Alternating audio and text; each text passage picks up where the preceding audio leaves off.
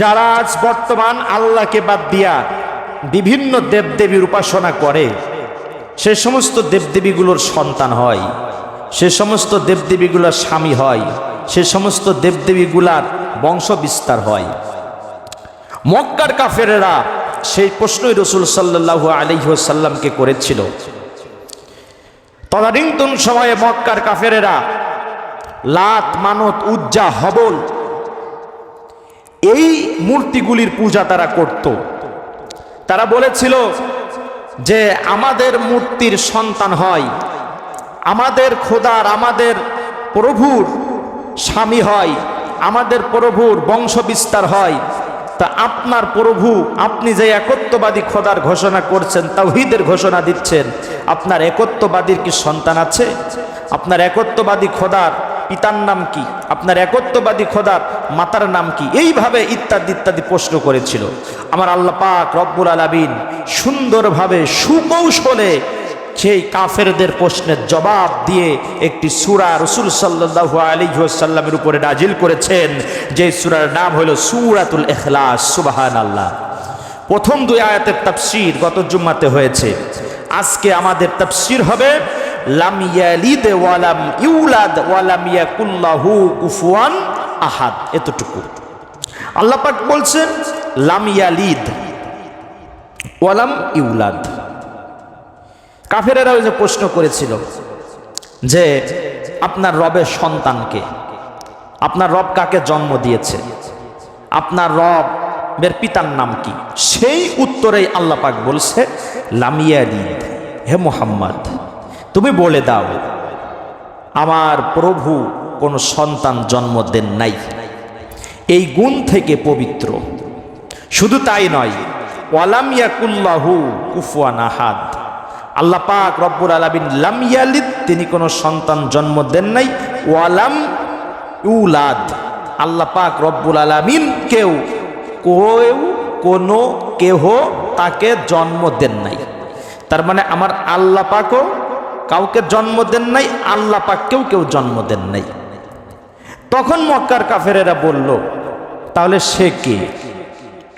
আল্লাহ রাসূল সাল্লাল্লাহু আলাইহি ওয়াসাল্লামকে আল্লাহ পাক উত্তর দিলেন, ইয়া রাসূলুল্লাহ আপনি বলেন, সৃষ্টির গুণ হলো একজন থেকে জন্ম হয় এবং সে কাউকে জন্ম দেয়।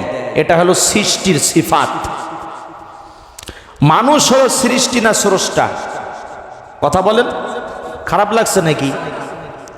এটা কোরআনের কথা। মানুষ হলো সৃষ্টি, আল্লাহ হলো স্রষ্টা। মানুষ হলো খাবার খায়, আমার আল্লাহ কি খায় নাকি? এই কথাগুলো হলো তাওহীদের কথা। যার ভিতরে তাওহীদ, যার ভিতরে একত্ববাদ, ঈমান যত দৃঢ়, ওই ব্যক্তির আমল তত মজবুত হয়। আখলিস দীনাকা ইয়াকফিকাল আমালুল কলিল, তোমার ঈমানকে খাঁটি করো, অল্প আমলি নাজাতের জন্য যথেষ্ট হইবে।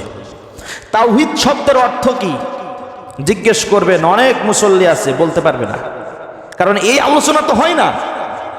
আজ ওয়াজ মাহফিলগুলোতে বিভিন্ন গান বাজনা দিয়ে, বিভিন্ন গীবত, হিংসা, শেকায়েত দিয়ে ভরে গিয়েছে। শিক্ষার জন্য বলছি, শিক্ষা নিবেন কোরআন থেকে। যেই হুজুরি আসবে হাতে কোরআন উঠায় দেবেন, দিয়ে বলবেন কোরআন নেন, আয়াত পড়েন, শব্দে শব্দে তাফসীর করে আল্লাহর মহাব্বত, আল্লাহর ভালোবাসা, রসুলের ইত্তেবাউত সুন্নাত, ইত্তেবাউর রসুল সম্পর্কে আমাদেরকে অবগত করেন। খারাপ লাগলো নাকি? এটা বলবেন। তাওহীদ, আমরা যে মসজিদের ভিতরে বসে আছি, আমার কলিজার টুকরা বাবাজিরা বলেন তো দেখি, মসজিদের যদি পিলার না থাকতো, ছাদ কি থাকতো? তাহলে এই পিলারের উপরে কি আছে? ছাদ আছে। ঠিক তদ্রূপ এই তাওহীদ, একত্ববাদ, আল্লাহর বিশ্বাস, আস্তিক্যতার উপরে আপনার আমল দাঁড়িয়ে আছে। এইটা যত মজবুত হবে আপনার আমল তত মজবুত হবে। এই জন্য আল্লাহ সম্পর্কে আগে জ্ঞান রাখা প্রয়োজন। আপনি যদি আল্লাহকে না চেনেন, আল্লাহ সম্পর্কে যদি না জানেন, বিভিন্ন সময় কাজে কর্মের ভিতর আপনার শিরক ঢুকে যাবে, আর শিরক ঢুকে গেল তো ঈমান শেষ হয়ে যাবে। এই জন্য তাওহীদ সম্পর্কে আগে অবগত হতে হবে, ঈমান সম্পর্কে অবগত হতে হবে। আল্লাহ পাক রব্বুল আলামিন তার রাসূলকে বললেন, আপনি জানিয়ে দেন, সন্তান গ্রহণ করা বা বংশ বিস্তার করা এটা হলো সৃষ্টির গুণ, অর্থাৎ স্রষ্টার গুণ না। মানুষে বংশ বিস্তার করে, আমার পিতা আছে, আপনার পিতা আছে, আপনার সন্তান আছে, আপনার নাতি আছে, এটা সৃষ্টি। আম গাছ লাগাবেন একটা, ওই আম গাছের থেকে আম হবে, ওই আটির থেকে আবার আর একটা গাছ হবে। পৃথিবীতে আপনি যতগুলো দেখেন জীব আছে, এই জীবগুলো বংশ বিস্তার করে, গরু, ছাগল, হাঁস, মুরগি ইত্যাদি ইত্যাদি। এই গুণগুলো হলো সৃষ্টির, স্রষ্টার নাম। যেমনি ভাবে সৃষ্টি জগৎ, আমরা মানুষ, আমরা খাই, আমরা ঘুমাই, আমরা পেশাব পায়খানা, এই জরুরতগুলো আমাদের আছে, আমাদের বিভিন্ন রোগ বালা মুসিবত আছে, আমাদের ক্লান্তি আছে, প্রশান্তি আছে, কিন্তু এই সমস্ত গুণ থেকে যিনি পবিত্র তিনি কে? আল্লাহ রসুলকে সেইটাই বললেন। যে কাফেরেরা যে প্রশ্ন করলো আল্লাহ কাকে জন্ম দিয়েছে আর আল্লাহকে কে জন্ম দিয়েছে, এ মুহাম্মদ আপনি বলে দেন যে এই গুণগুলো হলো সৃষ্টির স্রষ্টা নয়, বরং যিনি স্রষ্টা হবে তিনি হলো এই সমস্ত গুণ থেকে সবসময় মাহফুজ থাকবে, পবিত্র থাকবে, তিনি হলেন সত্তা। আজ দেখেন পৃথিবীর মধ্যে কত জ্ঞানী গুণী মানুষ নিজেরা তৈরি করে দেবদেবী, নিজেরা হাতে তৈরি করে, তার কাছে মাথা নত করে। অসংখ্য দেবদেবী আছে, মানুষে বোঝে না। এই জাহিলিয়াতকে ধ্বংস করার জন্যই আল্লাহ রসুল সাল্লাল্লাহু আলাইহি ওয়াসাল্লামের আগমন ঘটেছিল, যে মানুষ যাতে সঠিক বুঝ পায়, সত্যতা জানতে পারে, সত্যটা বুঝতে পারে। এবং খলাকাল ইনসানা মিন সুলালাতিন মিন তিন, আল্লাহ পাক রব্বুল আলামিন সূরা রহমানের মধ্যে বলছেন, ওয়ালাকাদ খলাকনাল ইনসানা মিন সুলালাতিন মিন তিন। আল্লাহ পাক রব্বুল আলামিন বলছে, আমি মানুষকে মাটির নির্যাস থেকে সৃষ্টি করেছি, আর মানুষ সৃষ্টির উদ্দেশ্যই হলো ওমা খলাকতুল জিন্না ওয়াল ইনসা ইল্লা লিয়াবুদুন, এই মানুষ শুধুমাত্র কেবলমাত্র আমার দাসত্ব করবে, আমার ইবাদত করবে। সুবহানাল্লাহ।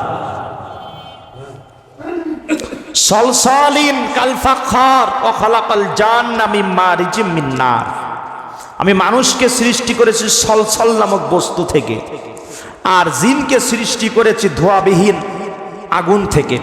সলসলের ব্যাখ্যা করলে বোঝা যায় যে একমাত্র স্রষ্টার সাথে সম্পর্ক করবে, ভালোবাসা করবে, এই চিন্তা চেতনা নিয়েই আল্লাহ মানুষকে সৃষ্টি করেছে।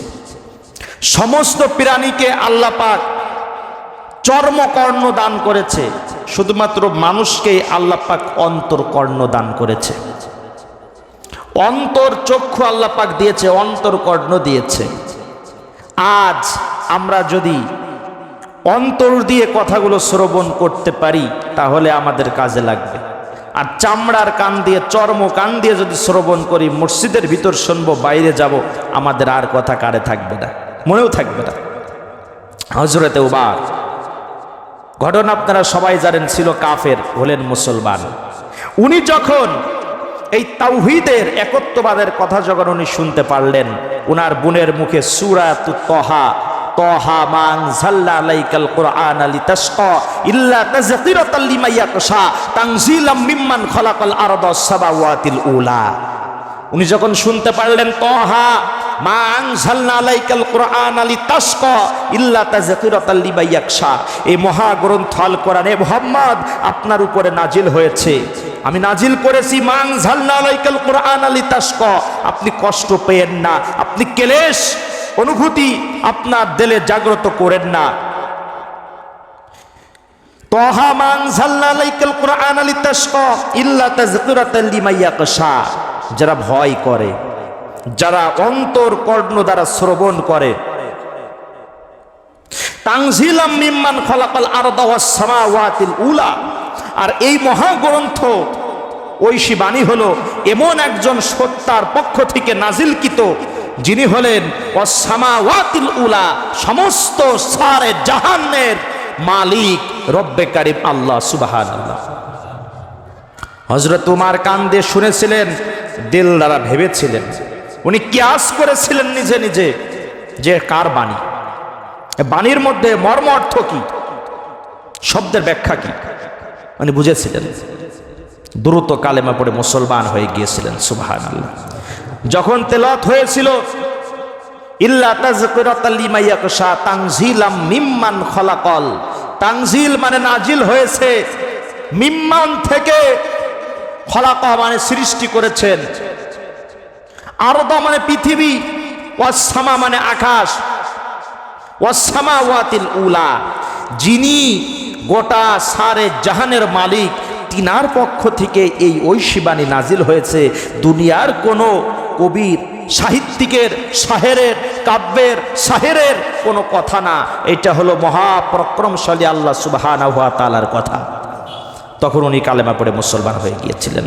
আমরাও যদি আজকে দিলের কান দ্বারা শুনতে পারি, আজ আমরা ওয়াজ শুনি, ওয়াজ নসিহত শুনি, কানের মজা নেওয়ার জন্য শুনি, কোন হুজুরের সুর ভালো, কোন হুজুর হাসি তামাশা দিতে পারে, কিন্তু দিলের কান দিয়ে শুনি না, তাই আমাদের ভিতরে হেদায়েতমূলক বস্তু ঢোকে না। আমরা যদি কানের মজা বাদ দিয়া আল্লাহ পাকের ভয় দিলে অন্তরকরণে জাগ্রত করে একটা হোক দুইটা হোক কথা যদি শুনতে পারি, আল্লাহ পাক রব্বুল আলামিন ওই কথার বরকতে, ওই কোরআনের ওই বাণীর বরকতেই আল্লাহ পাক নাজাত দিয়ে দেবে। এই জন্য আল্লাহ ভীতি অন্তরকরণে জাগ্রত করা আমাদের একান্ত প্রয়োজন। আল্লাহ ভীতি যদি জাগ্রত না হয় তাহলে শিরক, বেদাত, কুসংস্কার অন্তরের মধ্যে ঢুকে যাবে। মক্কার কাফেররা বলল, তাহলে কি? মুহাম্মদ সাল্লাল্লাহু আলাইহি সাল্লাম বললেন, আমার রব হলো এই সমস্ত গুণ থেকে, তিনি হলেন পবিত্র। সুবহানাল্লাহ। ওয়ালাম ইয়াকুল্লাহু কুফুয়ান আহাদ, তার সমতুল্য, তার সমকক্ষ, তার সমপরিমাণ কেউ নাই। ওয়াইন কুনতুম ফি রাইবিম মিম্মা নাযালনা আলা আবদিনা ফাতু বিসূরাতিম মিন মিসলিহি ওয়াদউ শুহাদা আলান নাস। আল্লাহ পাক রব্বুল আলামিন এই মহাগ্রন্থ ঐশী বাণী দিয়ে চ্যালেঞ্জ করেছিলেন। ওয়াইন কুনতুম, ওয়া মানে এবং, ইন যদি, কুনতুম তোমরা, ওয়াইন কুনতুম ফি রাইবিম মিম্মা নাযালনা যা নাজিল করেছি আমি, আলা আবদিনা আমার বান্দার উপরে, আমার রাসূলের উপরে, ফাতি বিসূরাতিম মিন মিসলিহি তোমরা একে নিয়ে তুচ্ছ তাচ্ছিল্য করো, ঠাট্টা বিদ্রুপ করো, তোমরা চাহে তো এর একটি ভুল ধরায় দাও, এর একটি ভুল তোমরা দেখায় দাও। মিম মিসলিহি এর মতন একটি সূরা, একটি বাক্য, একটি আয়াত, একটি কালিমা তোমরা নিয়ে এসে দেখাও, পারে না।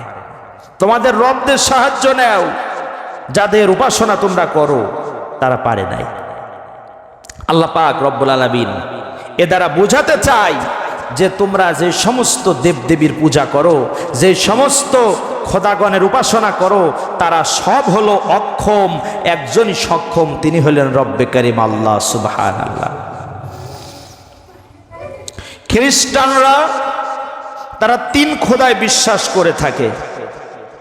তারা মনে করে যে ঈসা আলাইহিস সালাতু ওয়াস সালাম হলেন আল্লাহর পুত্র, নাউজুবিল্লাহ, আর মা মারিয়াম আলাইহিস সালাতু ওয়াস সালাম তিনি হলেন আল্লাহর স্ত্রী, নাউজুবিল্লাহ, মাআযাল্লাহ। এই তিন খোদায় তারা বিশ্বাস করে থাকে। ঈসা আলাইহিস সালাতু ওয়াস সালামের অনুসারী যারা, ঈসা আলাইহিস সালাতু ওয়াস সালামের উপরে আল্লাহ পাক রব্বুল আলামিন ইনজিল কিতাব নাজিল করেছিলেন। গোটা বিশ্বে আল্লাহ পাক রব্বুল আলামিন 104খানা কিতাব নাজিল করেছেন। এর ভিতর থেকে 4খানা বড়, 100খানা ছোট। এই 100খানাকে সহিফা বলা হয়। কি বলা হয়? সহিফা বলা হয়। একটা হলো তাওরাত, একটা হলো জাবুর, একটি হলো ইনজিল, একটি হলো কোরআন মাজিদ। আচ্ছা বাবা বলেন তো দেখি, এই 4টা কিতাব কি কি ভাষায় নাজিল হয়েছে? কেউ বলতে পারবেন? হ্যাঁ, 4টা কিতাব কি কি ভাষায় নাজিল হয়েছে? যেহেতু 4টা কিতাব, তাওরাত, জাবুর, ইনজিল, কোরআন মাজিদ। আরবি ভাষায় তো নাজিল হয়েছে শুধু কোরআন। 4টি ভাষায় 4টে কিতাব নাজিল হয়েছে। একটা নাজিল হয়েছে ইব্রানি ভাষায়, একটি নাজিল হয়েছে উইডানি ভাষায়, একটি নাজিল হয়েছে সুরিয়ানি ভাষায়, আর একটি নাজিল হয়েছে আরবি ভাষায়। সুবহানাল্লাহ। 4টি কিতাব 4টি ভাষায় নাজিল হয়েছে। ঈসা আলাইহিস সালাতু ওয়াস সালামের উপরে যে ইনজিল কিতাব নাজিল হয়েছিল, আল্লাহ নবী ঈসা আলাইহিস সালাতু ওয়াস সালাম আল্লাহ পাকের একত্ববাদের ঘোষণা দিয়েছিলেন, আল্লাহ পাক রব্বুল আলামিনের ইবাদতের ঘোষণা দিয়েছিলেন। ঈসা আলাইহিস সালাতু ওয়াস সালামকে আল্লাহ পাক উঠায়ে নিলেন, ঈসা আলাইহিস সালাতু ওয়াস সালামের বিরুদ্ধে ষড়যন্ত্র করলেন, ঈসা আলাইহিস সালাতু ওয়াস সালামকে মারার জন্য তাড়া করলেন। ঘটনা আপনারা সবাই জানেন। মূলত ঘটনা বলা আমার উদ্দেশ্য না, শিক্ষাটা দেওয়ার জন্য বলছি। এখানে যে শিক্ষাটা আছে সেইটা, ঈসা আলাইহিস সালাতু ওয়াস সালামকে আল্লাহ পাক দুনিয়ার থেকে উঠায় নেওয়ার 100 বছর পরে ওয়ালফ নামক একজন ব্যক্তি, উনি বললেন আমি ঈসার অনুসারী ছিলাম, ঈসা আমার কাছে খেলাফতি দিয়ে গিয়েছে। তো এই বলে ঈসাকে খ্রিস্ট নাম দিয়ে আপনার খ্রিস্ট ধর্ম প্রতিষ্ঠিত করল। খ্রিস্ট ধর্ম প্রতিষ্ঠিত করে ইনজিল থেকে বিভিন্ন কথাগুলি কাটছাট করে দিয়ে মন গড়া কিছু কথাবার্তা ঢুকায়ে বিভিন্ন বস্তুকে যা ইসলামে হারাম করা হয়েছে সেই বস্তুগুলো ওর মধ্যে ঢুকায়ে দিয়ে হজাবলরও করে একটা ধর্ম সৃষ্টি করলো, নাম দিল খ্রিস্টান ধর্ম। উনারা সেই সময় বিভিন্ন জায়গায় খ্রিস্ট ধর্ম প্রচার চালাতে লাগলো। ইউরোপিয়ানরা ছিল সেই সময় বিভিন্ন ভূত পেতের ইত্যাদি পূজা করত। তারা দেখলো যে তাদের ওই ধর্ম থেকে খ্রিস্ট ধর্মটা অনেক আধুনিক, তখন তারা দলে দলে এই ধর্মটা গ্রহণ করে নিল। কথা বুঝছেন? কিন্তু সর্বোপরি সর্বপ্রথম দেখা যায় একমাত্র একটাই ধর্ম আছে, তার নাম হলো দ্বীন ইসলাম। এইভাবে করে আস্তে আস্তে ইতিহাস ঘাটলে দেখা যায় যে একমাত্র ইসলাম ধর্মই টিকে থাকে, তাছাড়া কোনো ধর্ম ইতিহাসের পাতায় টিকে থাকতে পারে না। আল্লাহ পাক রব্বুল আলামিন সেই কথাই বলে, আমার কাছে একমাত্র ধর্ম যেটা হলো ইন্নাদ-দীনা ইনদাল্লাহিল ইসলাম। সুবহানাল্লাহ। সুপ্রিয় উপস্থিতি, তাহলে আমরা জানতে পারলাম সংক্ষিপ্ত আকারে অল্প পরিসরে সূরা ইখলাসের সংক্ষিপ্ত তাফসীর আমরা জানতে পারলাম। আল্লাহ পাক রব্বুল আলামিন গোটা সূরা ব্যাপী 4টি আয়াত ব্যাপী একটি কথাই বলেছেন, সেটা হলো তাওহীদের কথা। আর তাওহীদ শব্দের অর্থ হলো একত্ববাদ। তাওহীদ শব্দের অর্থ কি? একত্ববাদ। একত্ববাদী খোদাকে আরো জোরে বলেন কে? আল্লাহ। আমরা হলাম সেই আল্লাহর গোলাম, আমরা সেই আল্লাহর গোলাম। আল্লাহ পাক রব্বুল আলামিন আমাদেরকে তার গোলাম হিসেবে কবুল করুক। সকল বলেন আল্লাহুম্মা আমিন। এই জন্য তাওহীদের কথা শুনবেন, তাওহীদের কথা শুনবেন। ছোট্ট কথা বলে শেষ করে দিব। ইমামে আজম আবু হানিফা রহমাতুল্লাহি আলাইহির সময় একজন নাস্তিক উনি প্রশ্ন করলেন, 4টি প্রশ্ন করলেন যে আল্লাহ এখন কি করছে, আল্লাহর আগে কি ছিল, আল্লাহ যখন পৃথিবীতে একা ছিল তখন কি করত, এইভাবে ইত্যাদি ইত্যাদি 4টি প্রশ্ন করলেন। তো সময় সংক্ষিপ্ত ছোট্ট করে বলি, এই প্রশ্নটা যদি আপনার আমার মতো কোনো সাধারণ মানুষের কাছে করে কেউ যে আল্লাহ এখন কি করছে, তাহলে আমরা কি উত্তর দেব? আমরা তো কিছুই বলতে পারবো না। 2 নম্বর প্রশ্ন করেছিল আল্লাহর আগে কি ছিল, আপনি কি উত্তর দিবেন?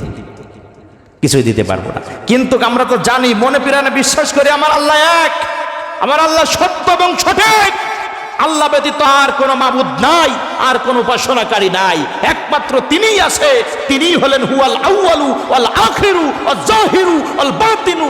তিনিই হলেন সত্তা, তিনিই হলেন শুরুতে, তিনিই হলেন শেষে, তিনিই হলেন জাহেরে, তিনিই হলেন বাতিনি, তিনিই হলেন এক, তিনিই হলেন আল্লাহ। সুবহানাল্লাহ।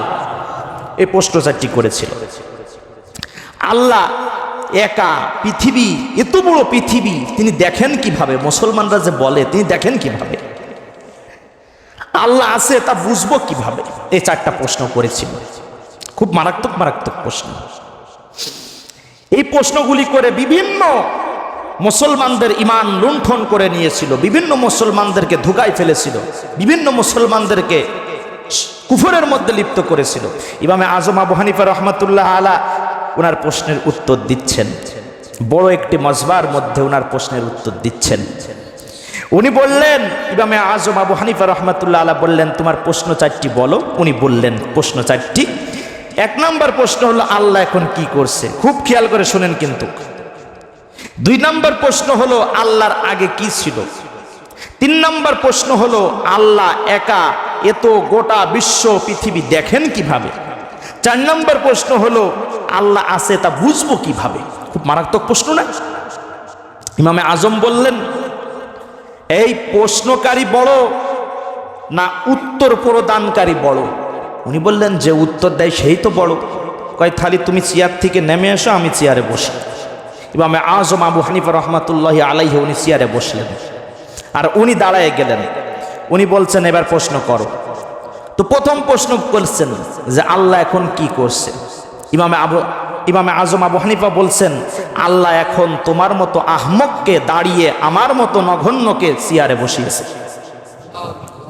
2 নম্বর প্রশ্ন, আল্লাহর আগে কি ছিল?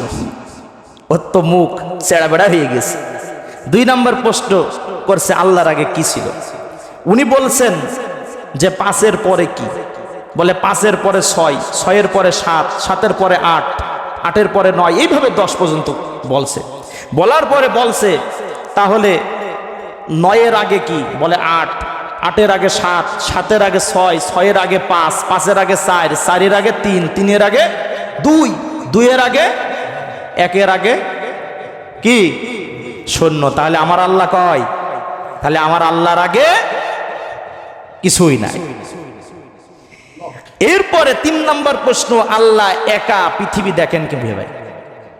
উনি বললেন, অন্ধকার ঘরের মধ্যে, ছোট্ট একটি অন্ধকার ঘরের মধ্যে যদি একটা মোমবাতি জ্বালিয়ে দেওয়া হয়, তাহলে গোটা ঘর কি হয়? কয় দেখা যায়।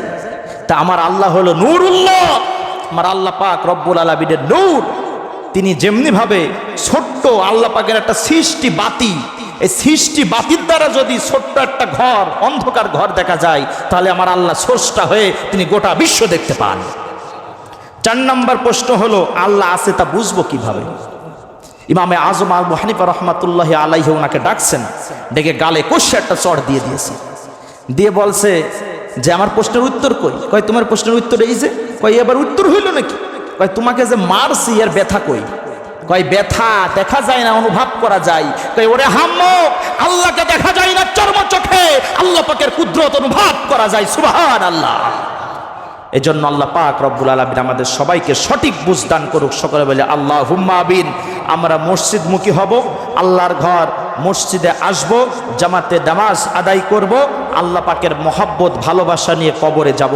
আল্লাহ পাক রব্বুল আলামিন আমাদের সবাইকে তৌফিক দিক। সকলে বলে আল্লাহুম্মা আমিন। সবার জন্য দোয়া করি, আমার জন্য আপনারা দোয়া করবেন।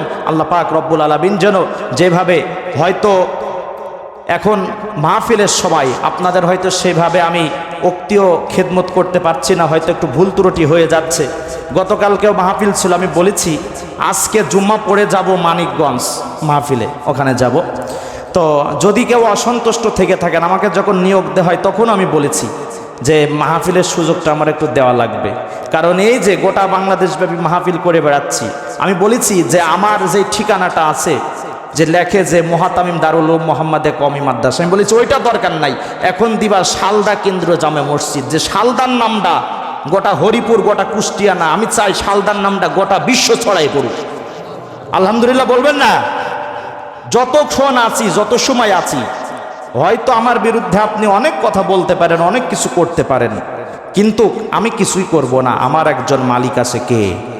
তাহাজ্জুদের সময় তার কাছে হাত তুলে দেব, 2 চোখের পানি ছেড়ে দেব, বংশ শুদ্ধ লুলা হয়ে যাবে দুনিয়ার পায়ে। এর জন্য ইমাম সাহেবদের সঙ্গে, আমার সাথে না, যারা ইমাম সাহেব আছে তাদের সঙ্গে বিরোধিতা করবেন না। মোহাব্বতের নজরে ইমাম সাহেবরা যদি ভুল করে থাকে, মোহাব্বতের নজরে তাদেরকে বলবেন, হুজুর এটা এরকম হলে না এরকম হতো। মোহাব্বতের নজরে কুটুক্তি করবেন না, হিংসা করবেন না। হয়তো ইমামের কি হবে, এখানে থাকবেন আরেক জায়গায় যাবে, আরেক জায়গায় থাকবেন আরেক জায়গায় যাবে, ইমামের কিচ্ছু হবে না। কিন্তু আলেমকে বেইজ্জতি করার বিনিময়ে আল্লাহ পাক দুনিয়াতেও তোমার শাস্তি দেবে, আখিরাতেও তোমার শাস্তি দেবে। কথা বুঝছেন? এই জন্য বন্ধুগণ কথা বেশি বাড়াবো না, আমার জন্য দোয়া করবেন। সূরা ইখলাস বেশি বেশি পর্যায়ে আমল করবেন, বেশি বেশি পরিমাণে আমল করবেন। আমি তো চাই যে যেইভাবে আমরা জামাতে নামাজ পড়ি, আল্লাহ পাক রব্বুল আলামিন যেন এইভাবে আমার কলিজার টুকরা ভাইদেরকে নিয়ে জান্নাতে যেতে পারি। বলেন না আল্লাহুম্মা আমিন। সূরা ইখলাসের আমল বেশি বেশি পরিমাণে করবেন। আল্লাহ রাসূল সাল্লাল্লাহু আলাইহি ওয়াসাল্লামের সাহাবী জালিলুল কদর সাহাবী আনাস রাদিয়াল্লাহু তাআলা আনহু থেকে বর্ণনা এসেছে, একজন সাহাবী, উনি বেশি বেশি পরিমাণ নামাজের মধ্যে এই সূরা ইখলাস পাঠ করতেন। সুবহানাল্লাহ। উনার বললেন, আল্লাহ রসুল সাল্লাল্লাহু আলাইহি সাল্লামের কাছে এসে কিছু সাহাবীরা বললেন, ইয়া রাসূলুল্লাহ, কোরআন তো 30 পারা, কিন্তু আপনার সাহাবী শুধু এই এক সূরা ছাড়া কি আর কোনো সূরা খুঁজে পায় না নাকি? হ্যাঁ, তো শুধু একই সূরা পাঠ করে। আজ বর্তমান দেখবেন বিভিন্ন মসজিদে ইমাম সাহেব যদি একটা সূরা মুসল্লিদের ভালোবাসার ক্ষেত্রে, মুসল্লিরা আমার পিছনে নামাজ পড়ে, একটা দুইটা সূরা যদি একটু বেশি পাঠ করি, মুসল্লিদের মস্ক হয়ে যায়, মুসল্লিরা শিখতে পারে, এই নিয়েতে যদি ইমাম সাহেব পাঠ করে, এর বিরুদ্ধেও অনেক কথা সৃষ্টি হয় বিভিন্ন মসজিদে, হয় কিনা? হয়। তো আল্লাহ রসুলের সাহাবী তখন উনি আল্লাহ রসুল সাল্লাল্লাহু আলাইহি সাল্লামের কাছে এসে বললেন, ইয়া রাসূলুল্লাহ, আপনি যেদিনকে সূরা ইখলাস মক্কায় অবতীর্ণ হয়, আপনি ইখলাস সম্পর্কে যেদিন বলেছিলেন যে ব্যক্তি সূরা ইখলাসের পাঠ বেশি বেশি কায়দায় করবে, আবার আল্লাহ পাক কুদরতিভাবে ওই ব্যক্তিকে জান্নাতের মধ্যে ঢুকায় দেবে। সুবহানাল্লাহ। ওই দিন থেকে আমি নিয়ত করেছি, ইয়া রাসূলুল্লাহ, আমি সূরা ইখলাসের আমল ছাড়ব না। সুবহানাল্লাহ। আল্লাহ রসুল বললেন, যাও সাহাবী, করাল ইখলাস অদখুলিল জান্নাহ, এই সূরা ইখলাস পাঠ করার কারণে আল্লাহ পাক তোমাকে জান্নাতের সুসংবাদ দিয়ে দিল। সুবহানাল্লাহ। এজন্য আমরা বেশি বেশি পরিমাণে সূরা ইখলাস পাঠ করব। আল্লাহ পাক আমার কলিজার টুকরা ভাইদেরকে আমল করার মতো তৌফিক দান করুক। সবার জন্য দোয়া করি, আপনাদের পরিবার পরিজন যারা ইন্তেকাল করেছে সবার জন্য দোয়া করি, আল্লাহ পাক যেন সবাইকে মাফ করে দেয়। সকলে বলেন আল্লাহুম্মা।